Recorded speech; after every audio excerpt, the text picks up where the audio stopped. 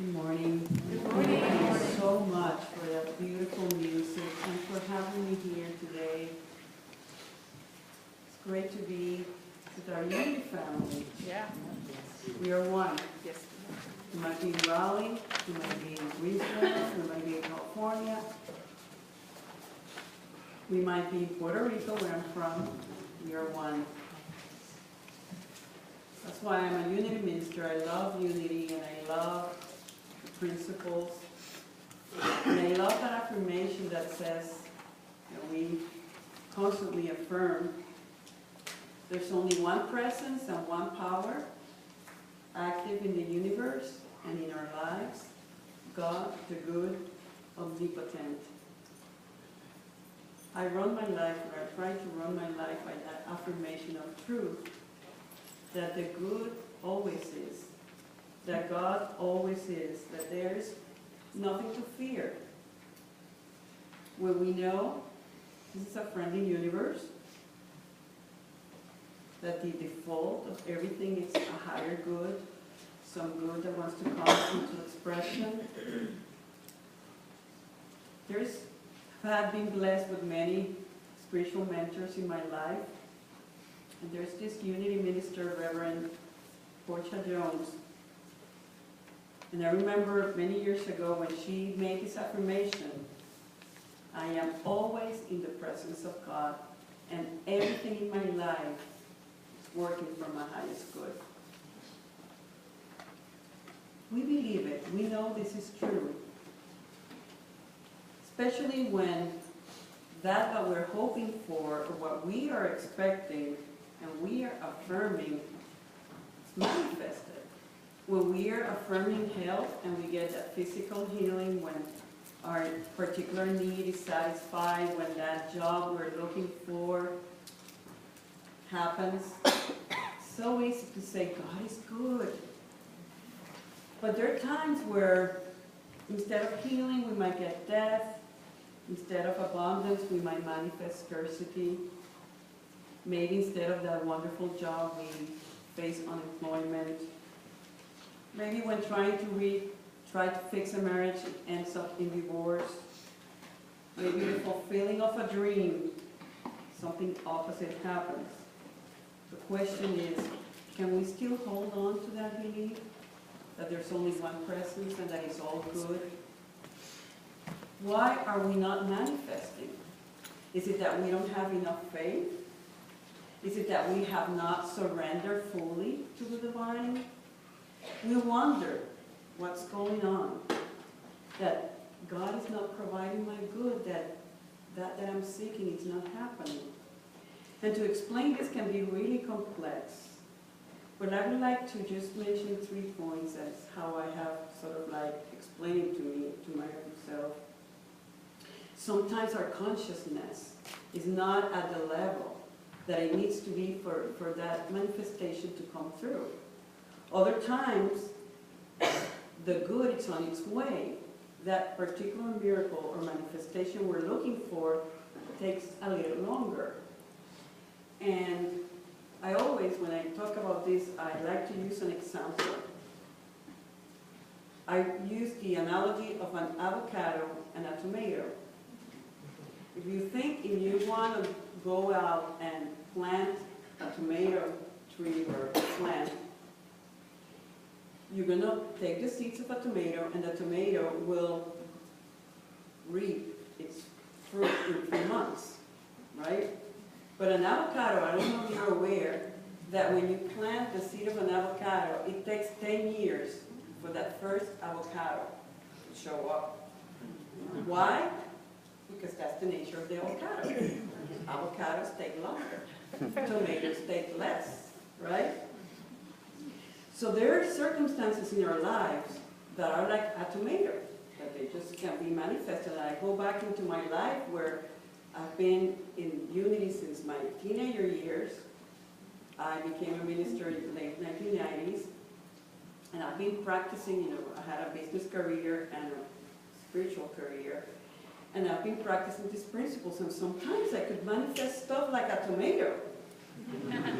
And other times, it would take forever. And one particular case, Um, when I joined, my father has been a businessman all his life, and when I finished college, I wanted to go into an education career, and I said, I'm going to go back and work for you for 2 years and then move on. And the 2 years became 23. And in those 23 years, my constant internal conversation was, okay, I'm going to learn some about the business world, but I know where I'm headed. And I was trying everything in my entire life, thinking about my dream, thinking about my other career, and not being able to get myself out of there. Why? Because it was an avocado. Because I wanted to have a business background in order to have that background to serve me in a spiritual world, and I was not prepared. So I was asking for something, and the universe was saying, you're not ready yet. The avocado, it's not its time. And when finally time was right, everything was very smooth, and I was able to go into my other field. So sometimes we don't manifest because that's the nature of what you're asking. Other times we don't manifest because that's what we're looking for or asking for is not aligned with our highest good. So if everything is God is good and God is omnipresent and the good always is looking expression into your life, if you're asking for something that is not aligned with your highest and best, it's not going to happen. That's why we need to trust. Trust that in spite of the appearance, God the good, it's working. There's this poem that you might be familiar with, written by a Confederate soldier, that illustrates the point that many times a responsive universe provided us in ways we could not have imagined. And the poem goes, I asked God for strength that I might achieve. I was made weak that I might learn humbly to obey. I asked for health that I might do greater things. I was given infirmity that I might do better things. I asked for riches that I might be happy. I was given poverty that I might be wise. I asked for power that I might have the praise of men. I was given weakness that I might feel the need of God. I asked for all things that I might enjoy life. I was given life that I might enjoy all things. I got nothing I asked for, but everything I had hoped for. Almost in spite of myself, my unspoken prayers were answered. I am among all men most richly blessed. And why that is so? Because the good means whatever is best for our soul evolution. And sometimes, maybe going through an illness is what's going to bring our soul at the place or the state where it needs to be. We can still ask, we can make the decrees, we can set the intentions, but if, again, that is not aligned with our highest interest of our soul evolution, it's not going to come into manifestation. Actually, we might even go through periods in our lifetime where everything might seem to be extremely difficult and unfair, to the point where our faith is tested, and we might not get it and think, God the good, really? I don't know. You've seen yourself situations where you're questioning. Then I ask, can we expect to go through life, our life experience, without any major difficulty? Of course not. One of my teachers in Puerto Rico calls this the Earth School. This is Earth School. And it's not that we need to suffer or experience pain in order to grow and expand, but guess what? When we face pain, we are so open to now, let's see, there's something more. What is it that I'm trying, what I need to learn in order to alleviate that pain? We're meant to experience great blessings. But sometimes getting to that state of greater blessings requires that we might go through certain hardship. I went to a Catholic high school, and the principal nun there, she was an American nun, she gave me this picture that said, how can you enjoy or appreciate the beauty of the sun if you have never seen the rain?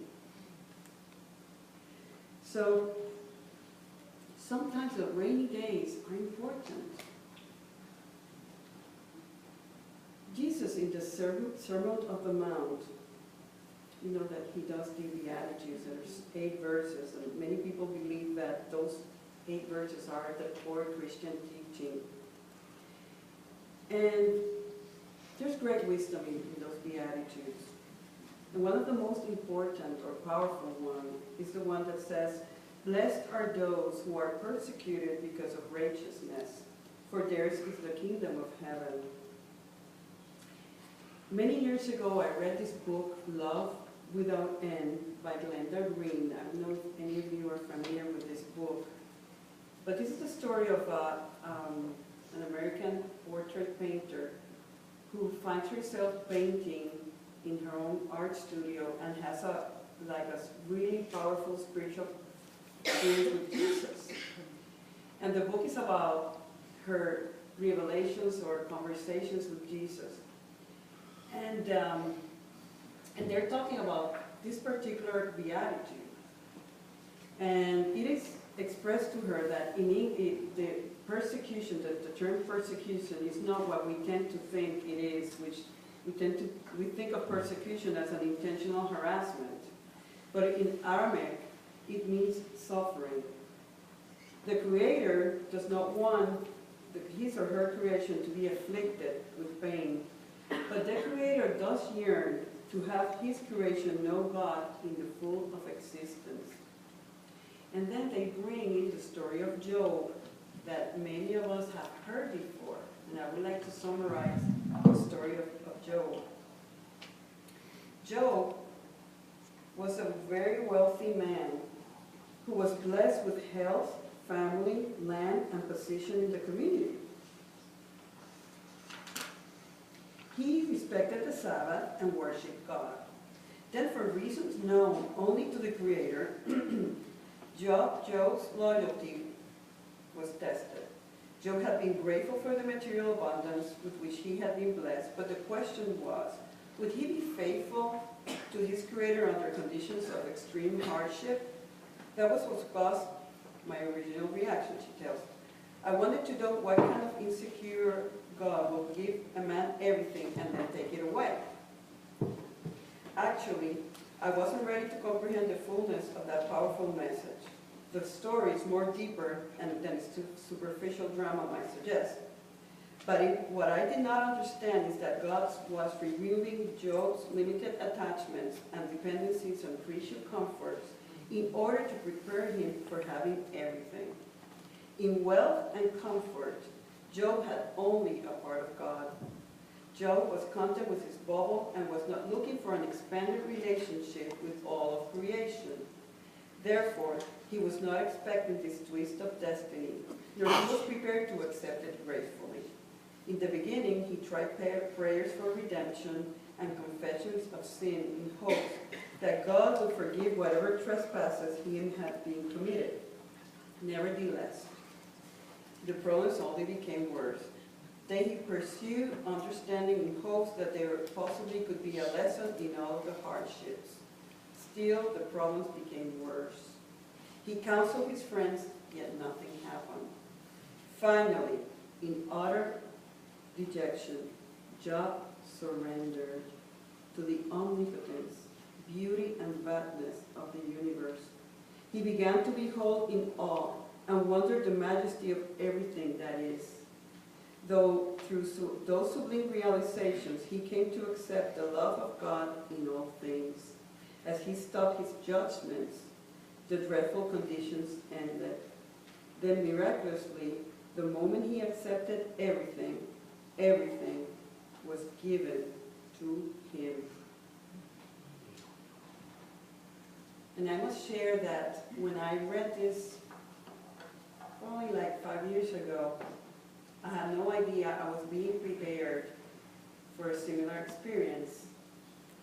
I have been brought up in this amazing family, everything that I needed, always had amazing love, economics, went through great schools. And I was happy to have been brought up in a spiritual environment and had run into unity in my teens. But shortly, a couple of years down the road, I found myself in a situation where I had lost my health, lost my income, lost my family support, everything that I knew about my life at that moment, I had lost. And I remember this story, and I remember myself thinking, there's more to this than what actually appears.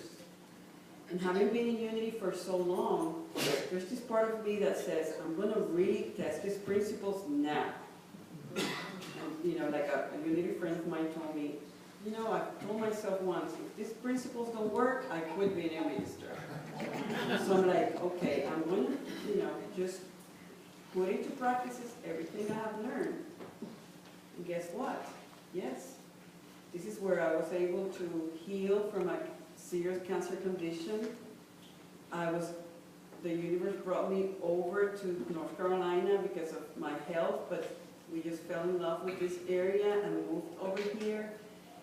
And after 2 years of major darkness, I found myself being driven to this Unity Church of the Triangle at a moment where the associate position had become vacant, and I became the associate minister there, and finally became a full-time minister after 23 years of wanting to do this. Wow.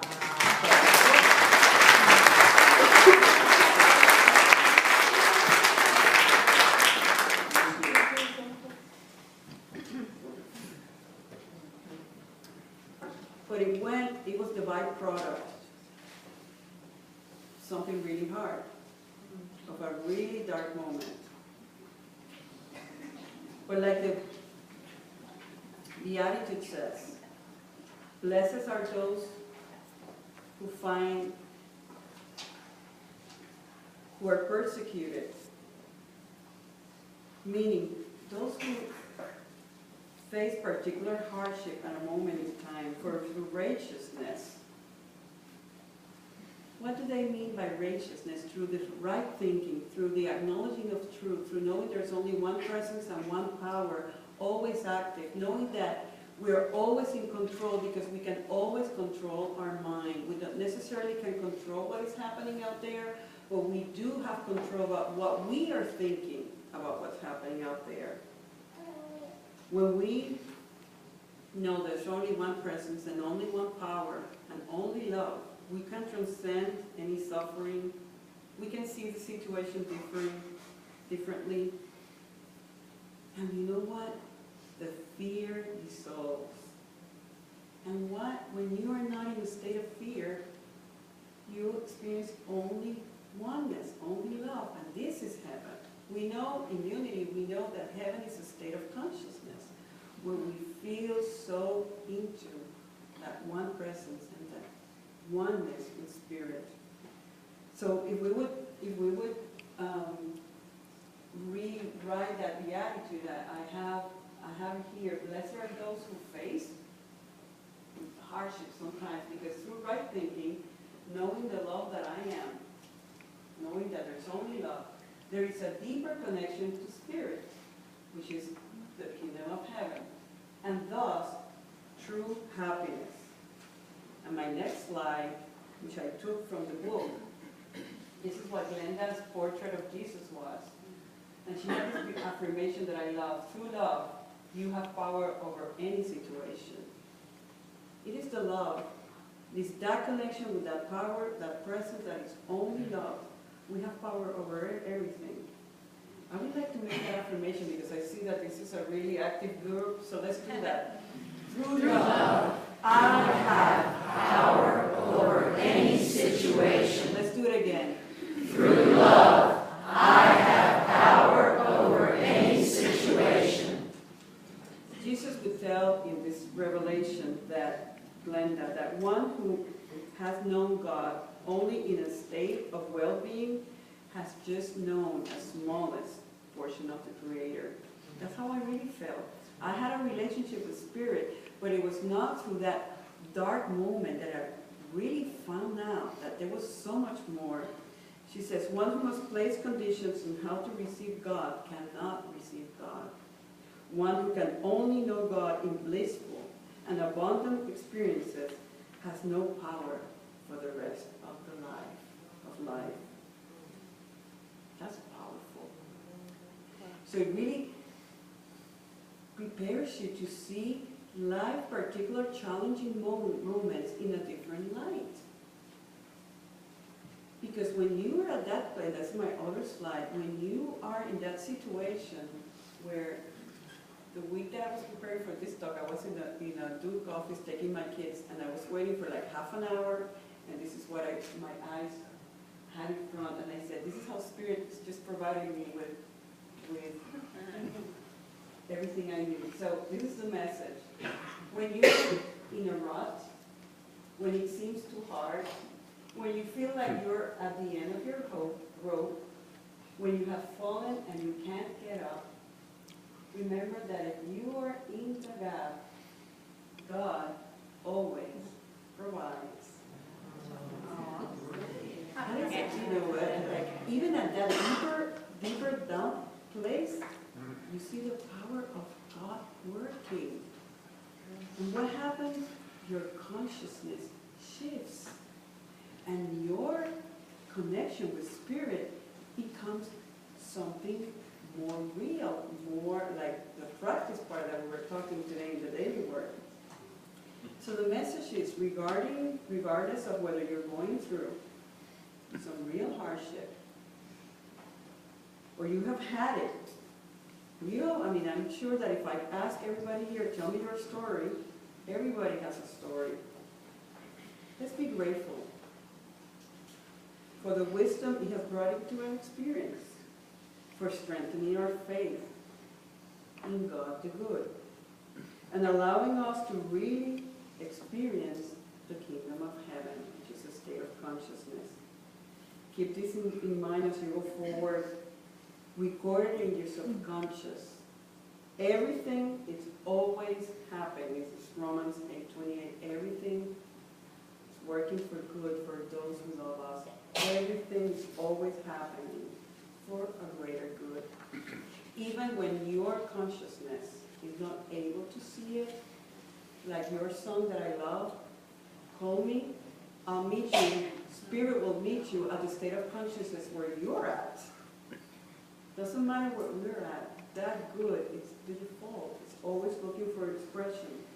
Let's not be tempted to give something else the power, because it's an illusion.